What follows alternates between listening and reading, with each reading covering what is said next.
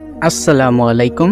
আজকের এই ভিডিওটি শুরু করছি মহান আল্লাহ তাআলার নামে, যিনি এই সৃষ্টি জগতের পালনকর্তা। আজকের প্রথম প্রশ্নটি হচ্ছে, জান্নাতে নবীদের মধ্যে কাকে সর্বশেষ প্রবেশ করানো হবে? সঠিক উত্তরটি হচ্ছে হযরত আদম আলাইহিসসালামকে সর্বশেষ পাঠানো হবে।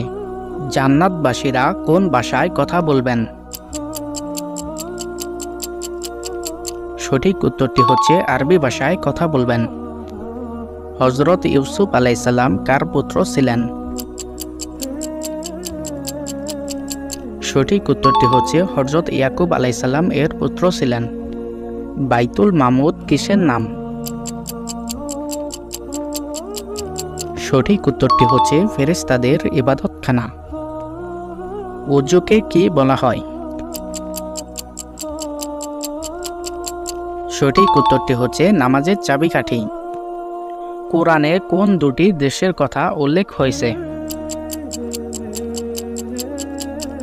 সঠিক উত্তরটি হচ্ছে মিশর ও রোম। হযরত আজরাইল আলাইহিসসালাম এর আরেক নাম কি? সঠিক উত্তরটি হচ্ছে মালাকুল মাউত। কোন গুনাহ আল্লাহ মাফ করেন না? সঠিক উত্তরটি হচ্ছে শিরকের গুনাহ। হযরত নূহ আলাইহিসসালাম এর সময় সবচেয়ে ভয়ঙ্কর আযাব কি এসেছিল? সঠিক উত্তরটি হচ্ছে বিশ্বব্যাপী প্লাবন। ইসলামের মূল স্তম্ভ কয়টি?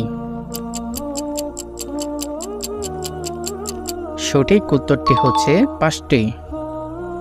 হজ ইসলামের কততম স্তম্ভ?